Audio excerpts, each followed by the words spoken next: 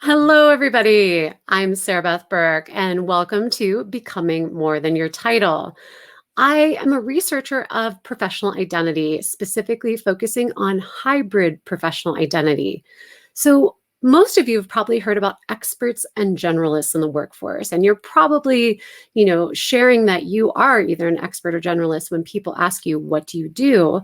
However, do you feel like you're someone who wears a lot of hats? So that question is just challenging because it's sort of like, where do you even start? And people often start by listing all the different identities they have in their work. Well, that was what started to come up for me. I was struggling with how to introduce myself because I realized I'm more than my job title. And I wrote the book More Than My Title because I wanted to help understand, how do we see each other in the workforce? Who are we really? What do we really do? And when we do it, who are we? Hence, that's professional identity. What I've been learning more and studying by observing people and interviewing people across all industries is this is a pretty pervasive problem that people don't know how to express who they truly are. And that's where I discovered this notion of hybrid professionals. These are workers who possess multiple professional identities, but they do something different.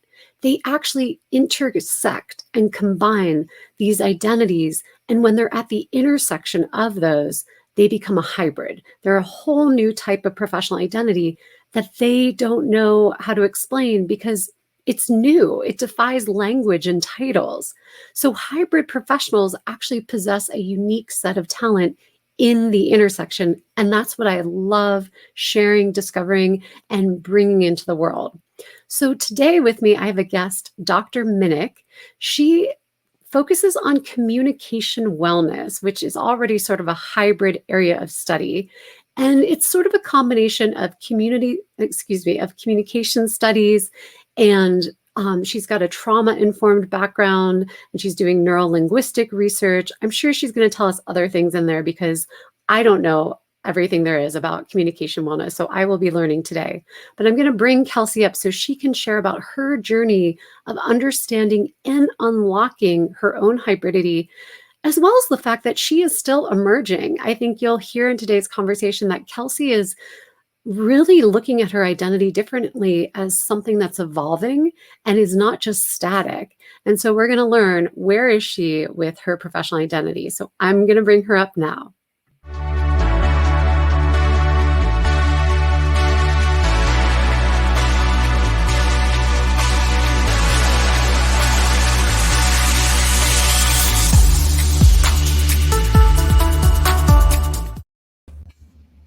Hello, Dr. Minnick. Welcome. Thank you so much for having me. I'm thrilled. You and I have been following each other on social media a little bit, and you actually did a blog post about my book, More Than My Title. So I think you and I have a lot to talk about today. And this is going to be interesting for me, and I think just fun for you too. Yeah. So are you ready? I'm ready. Let's do it. All right. Why don't you tell us, what do you do? How do you answer that question when people give it to you? How do I answer that question? So the answer I think I'm going to give today was probably a better answer than what I've given for the past 5 years.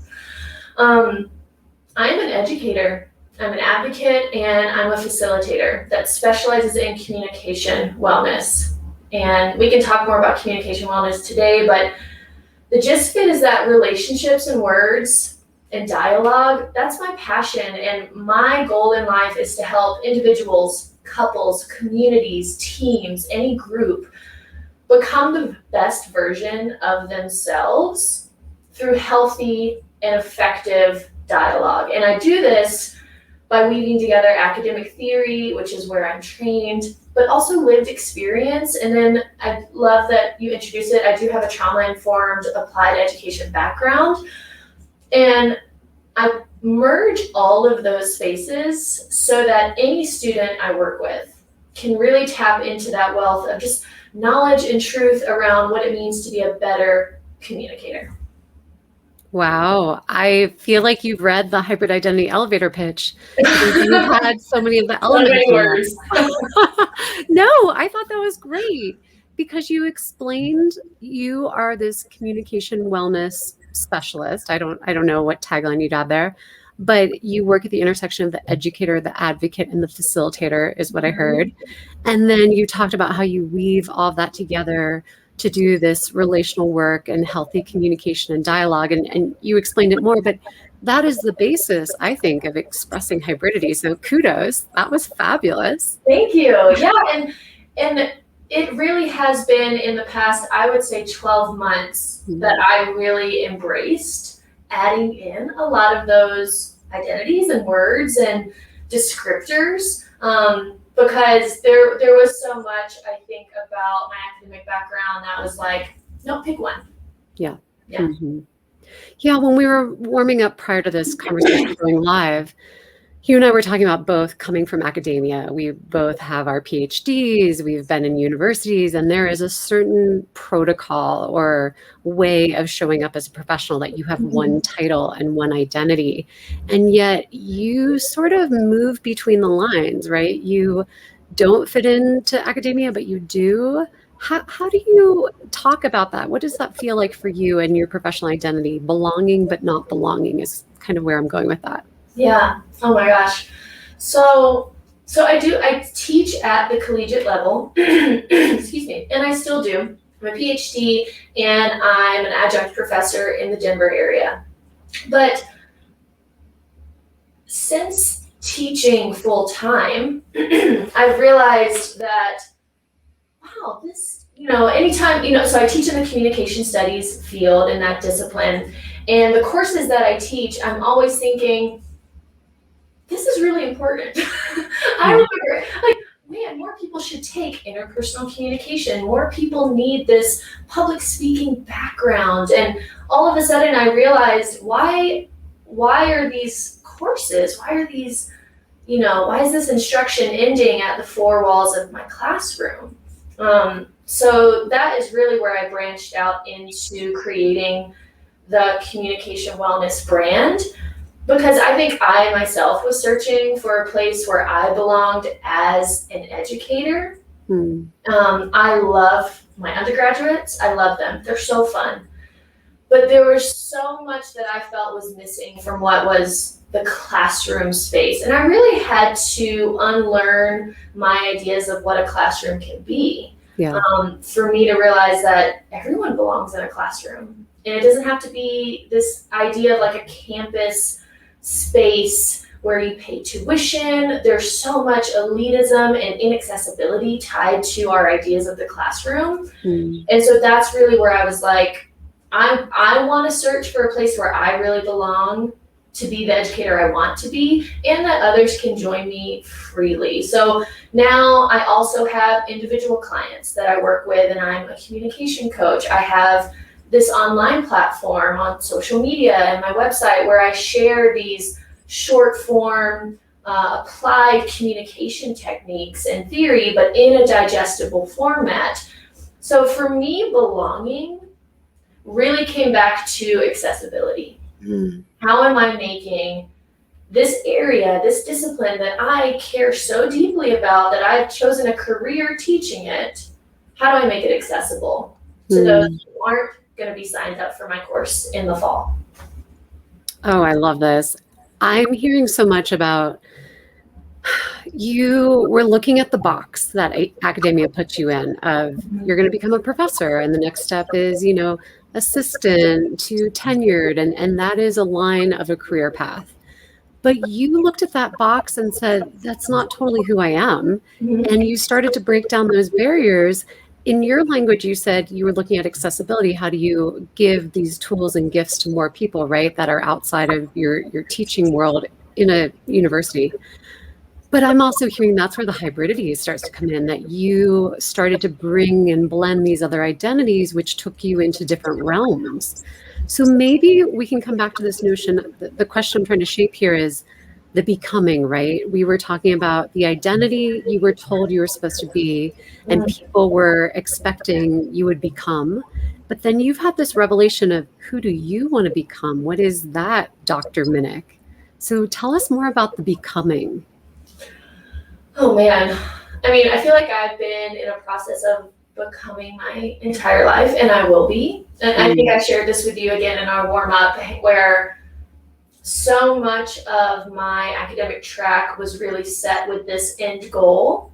And that end goal, I'm realizing, is constantly changing as I change as a person. And so, I mean, from everything, that influenced me culturally, I grew up in a very Southern conservative culture that valued image over authenticity. And then I was in higher ed for 10 years as a student, the whole time, but for 6 of those, I was also teaching simultaneously. And I was really thrown into the teaching space with maybe 3 months of pedagogy training. Right. Yeah, they really, that's that adjunct love they give you. They're like, here you go, you got this. And I figured it out as I went. Again, another process of becoming. And now I'm realizing that becoming and belonging is really about, like, I have to answer the question, where do I shine? Because I want to shine. I do. Like, I'm not, even though I think I do not like the rhetoric of the teacher as the martyr who's constant. I'm like, teachers are heroes and they should shine. And I'm like, where do I shine? And because when I'm the best version of myself, my students are the best version of themselves. And I realized that where I shine did not fall into any one disciplinary standard, which is an identity crisis when you're an academic. I love what you just said. The shine to me is being in your intersection, because it's when you feel your best. You're using all your identities simultaneously. Like, that is the best you. And so you finding your shine and where you shine and how to shine, that's your language for it. But I think that's your intersectionality. What do you think about that? Yeah. Oh my gosh. I mean, when I do think about who I am at the intersections of my work, and this is something that I know you really hone in on in more than my title. I still don't have my hybrid identity title. I'm still working on it. Maybe you and I need to chat after this. Yeah. I think, but I do. I keep coming back to those 3 words: educator, advocate, facilitator. And I'm an educator in multiple demographics. Whether I'm on campus, or I'm speaking to folks via Zoom or LinkedIn Live, or I'm sharing content on my social media pages for my followers. All of those spaces, to me, constitute my identity as an educator. But I'm also an advocate. I'm an advocate for healthy dialogue and communication. To me, that really is a huge part of personal growth and personal wellness. And that's the intersectional line between our systems of meaning and our personal and professional health. And then I'm a facilitator. Like, at the end of the day, I'm a facilitator of learning, whether that be through discussion, through curriculum development. I love creating courses, syllabus creation, or even lesson planning. All of that to me is facilitation. But for a long time, the educator identity felt the most dominant. And I would say that it still does. But what happened was I was trying so hard to fit myself into the cultural norms of what an educator was supposed to be, those educational standards and practices.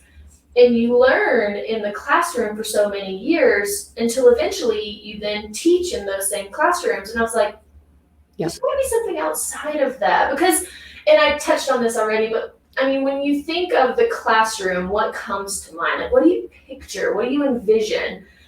And chances are, this is what I tell people, chances are whatever your vision is, I'm not satisfied with it. I've spent literally 80% would be 80% of my life in some type of classroom.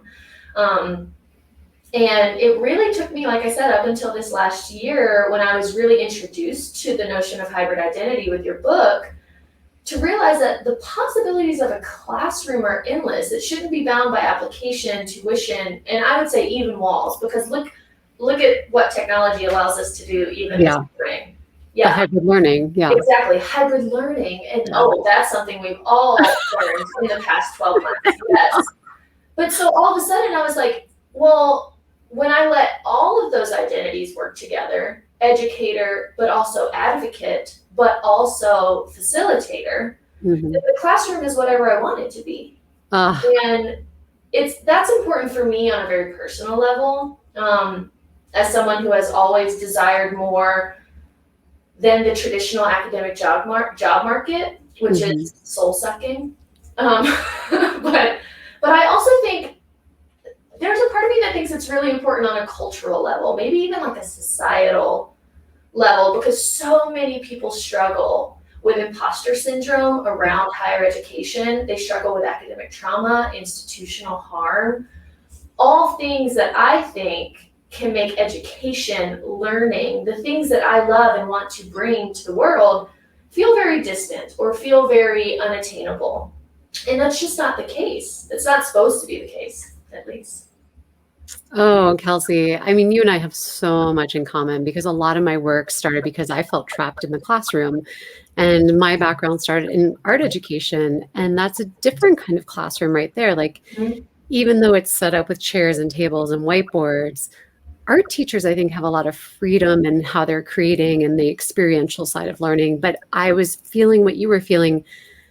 I see learning and facilitation as bigger than a classroom. And what is a classroom? And why are we doing it in these systems and structures? So that's what propelled me to go get my doctorate, because I thought I could maybe sort of challenge the systems or come up with new models. But eventually, here's where I landed in identity research, because ultimately I was having an identity crisis. So my story aside, I just really appreciate what you were saying about redefining these cultural constructs and norms and questioning, why do we think it's one thing? Like, what is a classroom? So coming back to you, I actually want to show a quote that you explored about a year ago in your blog. And so you were writing about, what is my title? And you were questioning that construct, right? And so I just want to read this quote. You said, what is my title? Do I even have a title? How can I be more than my title if I struggle to comfortably name my role in any of my workspaces? As an adjunct professor at multiple universities, I have more flexibility than most in my practice. However, I am also more isolated from peers and mentors than any other academic professional. I'm a floater, a generalist, an expert not yet proven. So how do these words land on you today, about a year later, when you were starting to have even maybe this awakening of being more than your title and being between spaces and redefining yourself? Tell me what was going through your head then and now. I mean, reading those words back, I was like, whoa. I haven't gone back. I never go back and reread my stuff. Maybe I should, because I'm having a bit of a moment here. I think so much of it still rings true, and yet I feel a lot more hope in that uncertainty than I did 12 months ago. That's for sure. I still, and I can add that to my advocate title, I still want to be an advocate for affiliate faculty everywhere and really expose kind of the harms that are done in terms of time and energy and pay to affiliate faculty in higher education. But that's so true. I mean, I am sought out because of my expertise, because of my doctorate, and at the same time, I am expected to show up as a generalist and be able to do whatever the communication discipline needs at the time. I probably have more classes on my docket a semester than full-time faculty. Not always. I know a lot of faculty are really struggling right now with enrollment and having to take on more classes. And yet at the same time, I feel like I'm interacting with more students who are comm majors, and yet I still feel really isolated from departmental support. And that's not true of every department. Right. I do feel really lucky to have developed, interestingly enough, over the past year, a better relationship with my departments because of the accessibility that Zoom has offered, because of the accessibility that hybrid learning has offered. Interestingly enough, as someone who was already tapped into the online learning space, I now had something that I could offer higher education that a lot of full-time faculty did not, interestingly enough. And it's just, I mean, when I think about what is my title, I think about oftentimes like, well, why did I choose communication? Why did I choose communication studies? Because communication studies is an academic discipline that is really concerned with human communication and human behavior, interpersonal relationships, social interactions, cultural nuance and communication. And if all of those things are really important to me, when I even entered the discipline, why did I think that it ended at a department? Why did I think that something that was supposed to be so broad and profound had all of these limitations? And I'm realizing that a lot of the limitations I've just accepted as opposed to actually challenging or testing, which I've begun to do. And so when I read that uncertainty, when I wrote it, I remember feeling, I was hoping your book would just have all the answers and that I would know exactly what I was doing. But what happened was I learned, I was like, oh, that's actually where I have the most potential now to really figure out what I want to do, what I get excited doing when I'm uncertain, because uncertainty and unsafe are two different things. I've always had the privilege of operating in safe spaces, and I'm learning that, uncertainty is something that you can lean into. And there are still times I say that now, and I seem to be very, gung-ho on this Wednesday morning. Ask me again in a week, and I might be like, no, thank you. It changes all the time, but that comes back to that constantly fluctuating identity. That's where I was going to take this, is this notion of identity development. It can change and fluctuate. We are not the same people we were 10 years ago, but there are qualities that can be fixed and last with us for a lifetime. And when I read this paragraph of yours, is that you were sort of at that moment of the emerging hybrid, right? You were starting to question and wonder, I've accepted these labels, these words and disciplines for so long, but now I'm wondering and taking it further and questioning, what do I think? How do I define it? Who am I in my own terms? Yeah. And so your identity development is sort of going through this, this change right now, this uncertainty, as you've been saying. So when you first encountered the idea of hybrid identity, I think you wrote somewhere it didn't quite make sense, or you just weren't sure. And does it make more sense now? Are you still searching? Where are you with your hybridity? I often have to go back and remember, I'm like, is this multiplicity or is this hybridity? And where am I operating?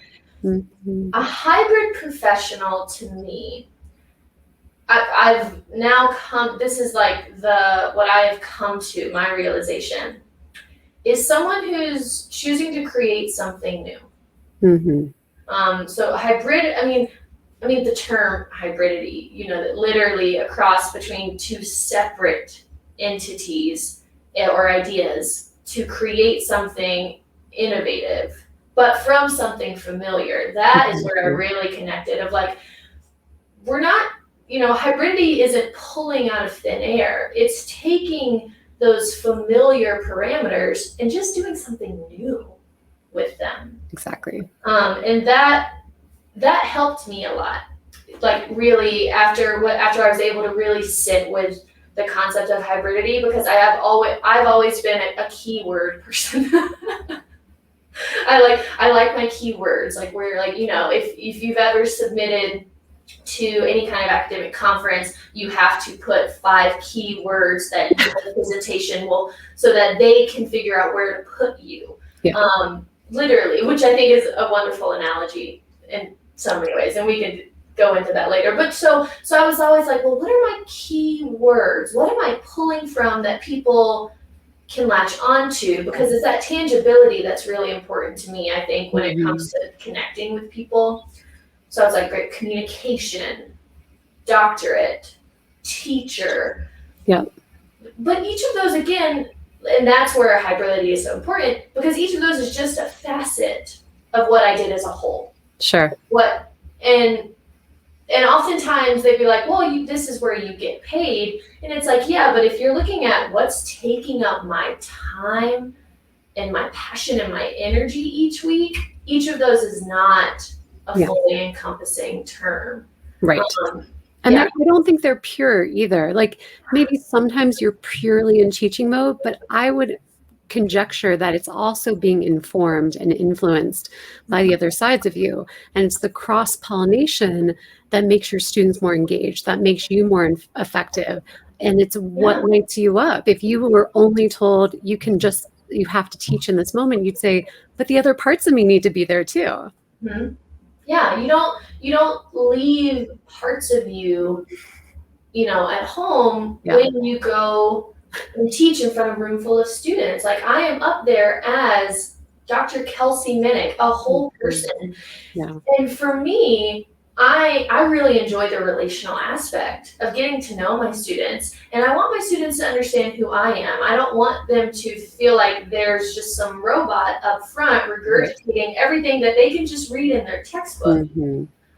That'd be standardized learning. Exactly, which is why I often don't use a textbook. And if you're totally department head watching this, I've told you this. Kelsey, I want to interrupt for a moment because we just have a few minutes left. What is communication wellness? I want to come back to that because that is your platform, it's your heart and soul, and yet it's not a discipline I've ever heard of. So therefore, I think it's hybrid, but you tell me what it is and where did it come from? Yeah.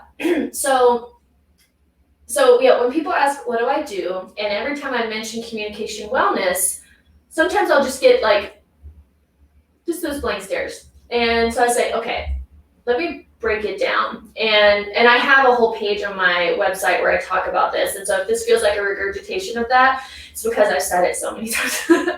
But truly, when I say communication wellness, I'm referring to the ways in which those two areas blend together. So what am I talking about when I say communication? When I say communication, I'm referring to the ways in which we convey meaning to ourselves and to others in our words and in our actions. Communication are the messages that we constantly send and receive in this world. Wellness, all right, is more of a concept of health. And a lot of my hesitation around hybrid identity was because, and even creating the communication wellness brand, was that I have a bit of a bone to pick with a lot of current wellness trends. And to me, I was like, no, wellness is about like holistically looking at where am I thriving and where am I not thriving? Where am I healthy and where am I unhealthy? So health in all aspects of life. Okay. Mm-hmm. And because that's a goal you never stop working towards, whether it's in your body, your mind, your relationships. I think relational health is often forgotten. So those two together, communication and wellness, those areas of practice, because they are practice, they become this plan of action that's supposed to be very mindful as well. And so I really want people to look at communication as a way to focus on linguistic, mental, and physical potential. And that's really where the trauma informed. So I'm a trauma certified support specialist. It's the non-clinical trauma support certification. Because I think people often, again, forget how much physicality plays a role in our effective communication habits. So communication wellness, my go-to is communication wellness is where education, experience, and relationships come together as resources for your own self-exploration. Wow. And so if people are like, well, is that for me? How do I know if I need communication wellness? I usually start by asking people about their own communication habits. I'll say, do you set boundaries? in your relationships, how often? What do they look like? What do they sound like? What emotions or physical sensations accompany certain interactions or topics of conversation? Do you know how to perception check? Do you feel comfortable sharing your needs and desires? I feel like I need this. Well, that's the thing. All of it's a bit leading because the answer is always yes.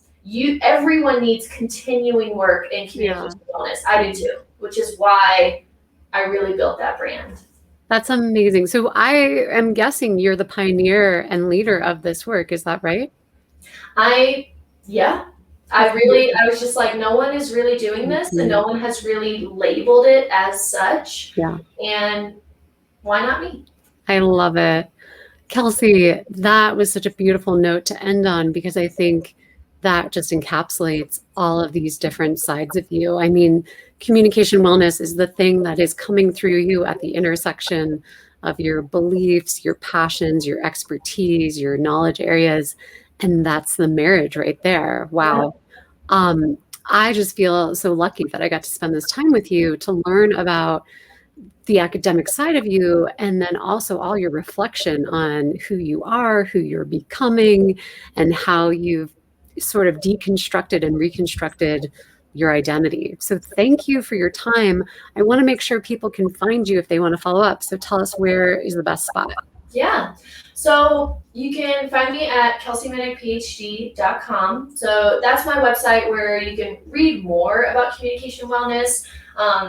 I've really taken a break from short form writing over the summer, but when I get, anytime I write a short form piece, it goes straight to that website. I post more frequently on my social media page, The Professor Next Door.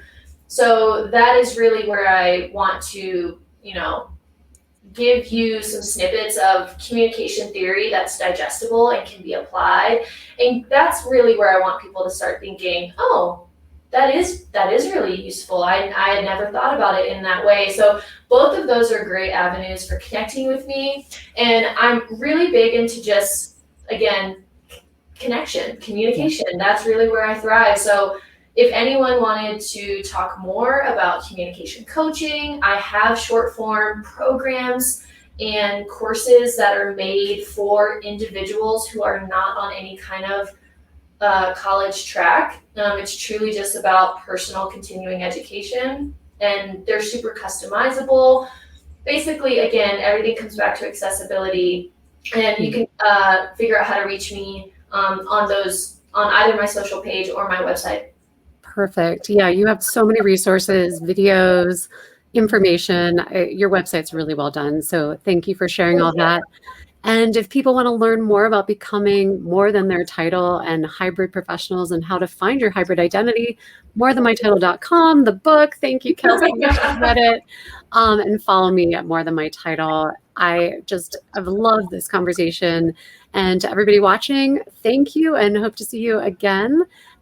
So goodbye for now. Thank you.